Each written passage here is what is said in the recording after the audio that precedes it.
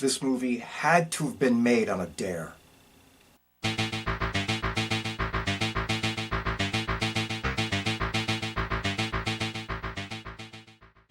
Okay, everybody, in a case of what the hell were they thinking, we're going all the way back to 1982 to look at a little trip down memory uneasy lane and check out The Beast Within. But before we go any further, before we dig into this gem anymore, once and again and as always, to the trailer.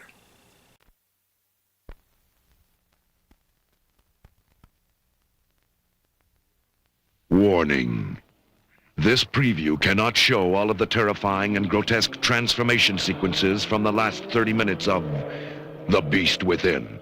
The filmmakers strongly suggest that those who may be shocked by this unique, horrifying movie use caution when seeing the film.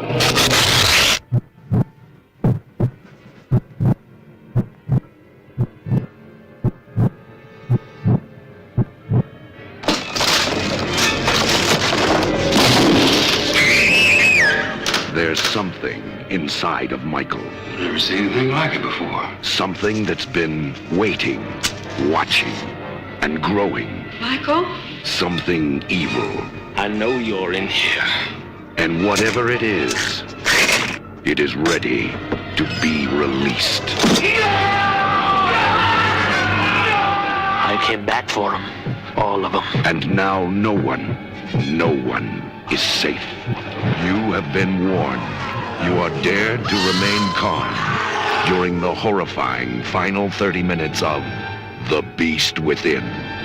Even you may not survive. You have been warned.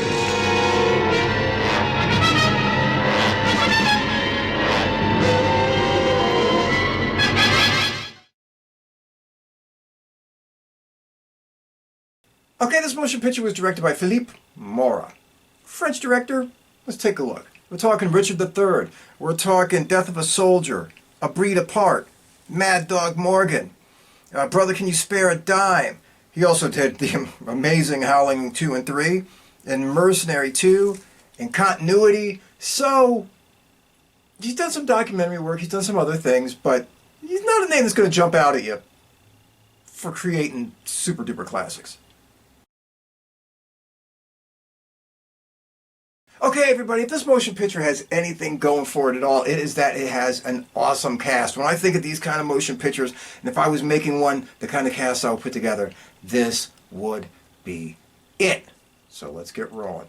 Playing Eli MacCleary, Ronny Cox. Let's crunch the numbers. He was in RoboCop. He was in Deliverance, and Total Recall, and Beverly Hills Cop, Bound for Glory, and The Car, and Grey Lady Down, and Taps, and Vision Quest, and tons of TV, from Stargate to Sweet Justice to Saint Elsewhere to Apple's Way. He was in a ton of shit. Just the way it is. Let's keep moving. Playing Caroline MacCleary. Bibi Besch? What? William Shatner made a baby with? We'll get to that. Of course, she was in Star Trek II, The Wrath of Khan. She was in Steel Magnolias and Tremors and Betsy's Wedding and Who's That Girl and The Lonely Lady and The Promise and Hardcore. And on TV, tons of TV. You know, Love is a Many Splendored Thing, the Jeff Foxworthy Show. So, she was around, decent, fairly decent long career is what it was. Let's keep going on. Playing Michael, Paul Clemens. Not much of a career. So let's just spit it all out. He was in stuff like Communion and Daybreak, and TV like The District and Murder, She Wrote, and Jesse, but really his career was very, very small and very, very limited, so not much to report there. Playing Judge Curwin, Don Gordon.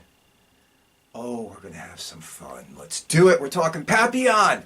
We're talking he was in stuff like Bullet, and The Towering Inferno, and Exorcist 3, and Omen 3, The Final Conflict, and The Mac, and Fuzz, and The Gamblers, and Skin Deep, and every TV show from Mannix to Remington Steele. So, around and on the scene a lot. Familiar face, you know you've seen him before. Playing Doc! Oh. How many times have I said it before? anything with R.G. Armstrong in it, I'm going to watch. It's plain and simple. We're talking about Predator. We're talking about The Car, and Children of the Corn, and Jocks, and The Best of Times, and Lone Wolf McQuade, and Steel. Oh, come on, nobody remembers it, but I remember it. And Running Wild, and Heaven Can Wait, and Race with the Devil, and White Lightning, and Stay Hungry. Come on. It's mind-boggling how much awesome stuff this dude has been in. Just saying. And there is an onslaught of familiar faces in this thing that, my God, there are many and they are coming at you fast. So let's get going. We're talking about Kitty, or should I say Katherine Moffat. She was in stuff like, James at 15, Quincy and Charlie's Angels, and L.Q. Jones. We're talking White Line Fever, Lone Wolf McQuade, Logan Ramsey, oh my God, Walking Tall to Mork and Mindy, and John Dennis Johnston. Everything from Pale Rider to Streets of Fire. And the legend, Luke Askew. We're talking Cool Hand Luke, Warrior and the Sorceress. Are you shitting me? Ron Soble, come on. True Grit, Papillon, Meshach Taylor. Everybody's going to remember him from Designing Women. That's just where his legend lies. So when I told you there was a list of people in this thing that was just like, that's what I mean, folks. There is a list.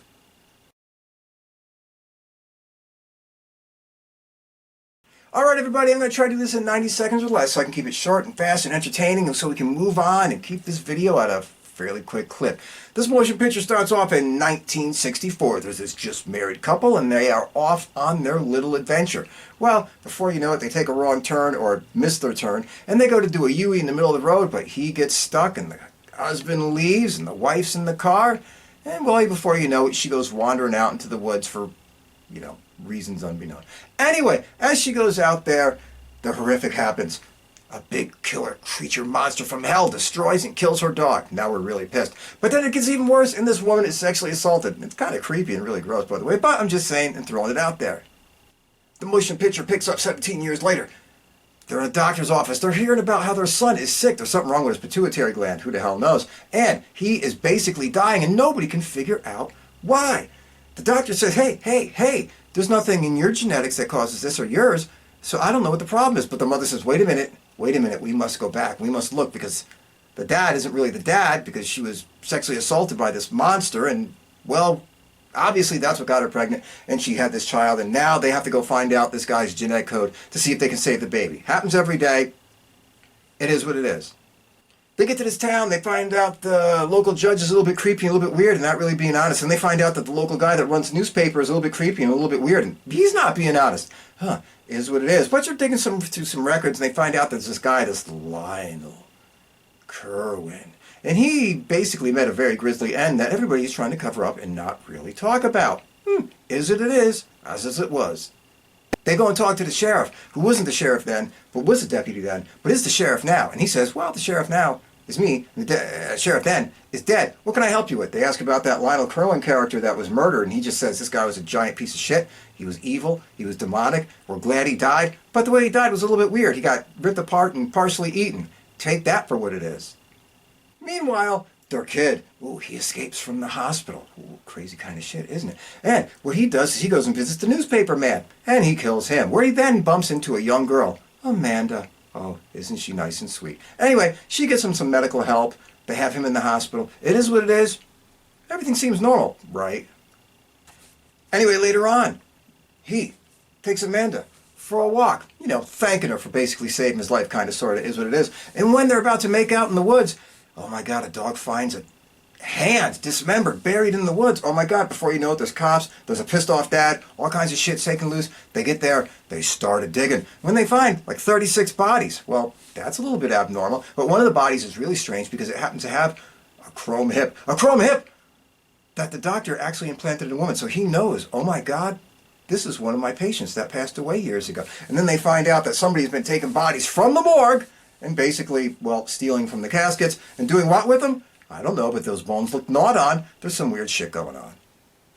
And in essence, to speed this up, I'm going to kind of push through the rest of the story so we can keep it going. In essence, what you have is this guy this Lionel Curwin. And what we all find out was that he actually came in on his wife. Oh no, that's not nice. And another man, Billy Connolly. And he killed his wife and put Billy Connolly in the basement. And when Billy Connolly was starving and dying and basically coming unglued, he would just feed her. Him. The wife. And all the bodies from the morgue where his, relatives and everybody were, who just aimlessly supplied him with enough meat to keep this guy alive for reasons that nobody could understand. But as we find out that Billy, he escaped from the basement one night and then he kind of impregnated the woman in the beginning of the movie who happens to be Mikey's mom. Long story short, is what it is. Meanwhile, their son Michael is running around town acting a little bit weird, killing people that he once knew when he was Billy Connolly, because now Billy Connolly is basically infecting their child or is their child or somehow inside their child because they used to play a game about turning into cicadas and shit when they were a kid. I don't fucking know. None of it makes any sense. It doesn't make a difference. This movie is ridiculous. Anyway, you have the gist of it. Mikey's running around. There's something living inside him. Another guy that's turning into a giant cicada and killing everybody that is a member of the Curwin family, including trying to kill young, sweet Amanda, who's never done anything to anybody. That's just the story, everybody. I stretched out the beginning and I wanted to catch up in the end. I don't want to give away too much, but that's the gist of it. I mean, yeah. Okay, everybody, does the beast within work? In a logical sense, no, absolutely not. But if you want to check it out just for historical funsies and to check, God knows, and we will get there, the transformation scene that everybody talks about years later and talked about after the motion picture, then it's worth checking out. But before we dig into it more, let's just get the big three out of the way. The directing? The directing's okay. It's not great. It's not bad. It's more of a style over substance issue that I'll touch on later on when we get more into this, but the directing's okay. There are some moments where the choices are a little bit stylistically weird, where like somebody's talking and the camera's right into their face and they're looking at the camera and you're like, was this a pickup shot or did they mean this? Like, did they say, oh, we have to change some shit or something? Because it just looks slightly out of place. But it does lend to the motion picture having a slightly eerie feel and a slightly awkward, unsettling vibe, because that's what this motion picture does have, and we'll touch more on that later. The writing, the dialogue is what it is in a motion picture like this. I mean, for love of God, let's keep the shit real. I mean, you're going to get what you're going to get. If you're looking at writing from a storyline perspective, this thing is just ridiculous and full of plot holes and just, I don't even know how to quantify how goddamn bizarre it is. But the dialogue, the characters are speaking to each other. It is what it is. It's the beast within, for God's sake. And finally, the acting. Now, you have a serious group of actors that I really like. The kind of people that are always in these kind of flicks that I really enjoy seeing. Yes, the acting can be heavy-handed at moments. Seriously. And yes, I hate to say it, the actor playing Michael, Paul Clemens, my God, there's times he's just so dry and so forced. It's rough. But there's other times where the acting and everything seems fairly solid. Again, this is a motion picture that's in the vein of like, Humanoids from the Deep or something. If you're rolling with that, you're rolling with this. If you're rolling with It's Alive, you're on board here. So if you don't mind acting from a solid group that sometimes can be a little bit painted on thick and sometimes can be a little bit like we're just reading our lines, but is still delivered well enough to keep you moving along. All right, let's get back on track to what works and what doesn't work in this motion picture. And when there's things on both sides that we can bang around. Okay, first off, the motion picture does generally generate an uneasy feeling. There are scenes in this motion picture where you're like, oh my God, this is just weird and odd and unsettling. I mean, in the first 5 minutes of the motion picture, you have a dog slaughtered and a woman sexually assaulted in a way where you're just like, man, that's really rough to see. Even if what they filmed of it isn't brutal, but seeing her laying in the woods and everything afterwards, the after effects of it, it's just like, God damn. So you're like, right off the get-go, you're in a like, this is a little unsettling frame of mind. And then you take these people and you throw them in this like small town environment where everybody's acting somewhat askew and somewhat off. it is unsettling at times. Sometimes it's over the top because the characters are just a little bit too just acting way out there. But still, it does keep a bit of that unsettling vibe, so you can give it that. The music ranges from halfway decent and good for this kind of motion picture to a little bit over the top, so it guides you through. It's playing in the movie. Sometimes you're saying, hey, it's a fairly decent score. Sometimes you're like, this is not matching the rest of it, but it helps guide you through it and it doesn't pull you out of it, as some of the scores in these kind of motion pictures can. So, it has that. And really, this is a motion picture of style and atmosphere, well above being a motion picture of substance and storytelling for any friggin' logical point. I mean, it's one of those motion pictures, again, it has a vibe, it has a look, it has a feel, it has a mood, usually. Sometimes it gets broken up by unintentional comedy, and we'll touch on that in a minute. But it does have those things, and they're fairly well pulled off in a somewhat bizarre and unsettling way. So I can see that. And obviously, as I alluded to before, you get the giant, the monstrous, the popular at the time transformation scene. Yes, we all seen American Werewolf in London. We watched The Thing. We've seen The Howling. We've seen so many, Cat People for Christ's sake, we've seen so many motion pictures that had these great transformation scenes. But I don't know if any of them took it to home for as long and drawn out as they did in this motion picture. I mean, Michael's transformation into the giant cicada monster, whatever the fuck he's supposed to be, is literally ridiculous. I mean, but hey, it's captivating and memorable. You remember it.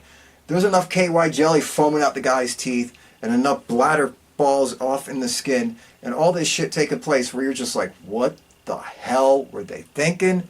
What were they doing? The head looks like this 1 second, and then that the next, and it's just all over the goddamn place. But you remember it, and you talked about it with your friends. Back when I was 12 or 13 years old and seeing this thing, I remember the next day we were all like, what the fuck was that? So, it made an impression. You remembered it. You seen it. Is what it was. Now let's get to the problems with this motion picture. Whew. Okay, first off, this story is utterly ridiculous. I mean, it's over convoluted, really. It really is. It could have been simpler. It could have been more direct. But you're sitting there trying to figure out about relationships between this family and that family, and who slept with who, and who did this with what, and you never really find out how the hell somebody turns into a cicada, and how this means anything to anybody. You don't understand what's going on through a lot of this, and it's never really explained. It's just kind of implied, so you're just guessing, oh, yeah, Billy Connolly came back, impregnated this woman. Well, it came back after he impregnated the woman, and he turns into a bug, and why? Because they played games about bugs and their kids, and all this other goofy shit. None of it makes any sense. So if you're looking for a serious, logical plot line, this shit does not have it. Problem number 2, you don't really give a shit about that many of the characters. Let's be honest. I mean, yes, you're supposed to be saying, okay, it's the parents and the kid. Really. But they don't spend enough time with the kid to give you a feeling of, oh my God, this poor kid going through all this bullshit. This poor kid, he's being tortured and transformed and all this other kind of stuff. He starts off the movie just in bed and sick and then acting fucking weird and creepy for the rest of the motion picture. So you're kind of like, okay, you never really get invested with the guy. You know what I'm saying? Now, you can see where he's trying to fight it later on. Yes, he doesn't want to hurt Amanda. Yes, he tries to warn her. Yes, I get all that kind of stuff. But you never really got to spend that much time with him to care too much about what was taking place with him before he just starts acting weird and creepy and freaking you out. And on that note, most of the characters kind of come across that way. You know, the sheriff, he's okay, and Amanda, I guess you kind of care for, but everybody in this kind of thing, you're just like, you're watching it take place. You're not superly emotionally invested in this motion picture, other than sitting there and saying, what the hell is going on? And this shit's crazy. It gives you that kind of feeling. It's one of those kind of things. You know what I mean? And again, like I said earlier, you do have some of that, wow, this is like unsettling vibe. You do have some of that, wow, this is a little bit hard to swallow vibe. But there's parts of this motion picture where some of the scenes are just so fucking ridiculous. You wind up laughing. Most of them around the Michael character, you know. When, I'm not ripping on the acting job. It was what it was, and the makeup effects, it was what it was. But there's parts of this motion picture where he's taking people out, and you're just kind of like, oh my God, are you fucking serious? Really? You know what I mean? And you just break up laughing. So it's a mixture of unsettled feeling and utter stupidity, and unsettled feeling and utter stupidity, mashed into one. And you really don't know how you're supposed to react to that. I mean, I think they wanted to keep it strangely semi-serious through it. You can never be too sure because there's always weird things like the doctor playing with the squishy toy and the mortician guy like dancing around the room. And you're like, are they meaning to throw oddball comedy in? And just the scenes with Michael killing some of these people is like the ultimate fucking cherry on top of the ice cream? I don't know. Or is it just so fucking weirdly done that that's what you're left with? And you really don't know how to put it together. Either way, in the end, The Beast Within is one of those motion pictures that anybody of my age, you know, who was 12 or 13 when this thing came out, and seen it on HBO and every other shitty late-night cable channel out of New York or something, heavily edited on those, you sit there and you remember it, and you watch it, and you say, oh yeah, this was a lot more effective on a 12-year-old me than a 50-something-year-old me. You know what I mean? And you sit there and you have a little bit of fun going down nostalgia lane, watching this thing, appreciating the parts that are good and the elements that are eerie and all the other elements that make you feel unsettled, and just kind of laughing at the rest of it and saying, one, what the hell were they thinking? Two, didn't they see in the dailies this didn't look good? And number three, why were some of the editing choices just smacked together the way they were? Either way, it doesn't make a difference. That's not what this motion picture is about. This motion picture is about looking back at a nostalgic period of horror movie time when everybody was going on a makeup transformation binge from hell, enjoying this motion picture for basically what it is, and just wasting an hour and 40 minutes of your time and saying, hey, checked off my list, I got to watch it, what I enjoyed, what I laughed at. It's in my memory bank now forever. I've seen The Beast Within. Okay. Just don't expect a miracle, and don't expect something that's going to knock your socks off. Okay, everybody, be good. Take care. Stay out of trouble. Be kind to a stranger, and be there for a friend. And most of all, never, ever take any bullshit from anybody. See y'all soon.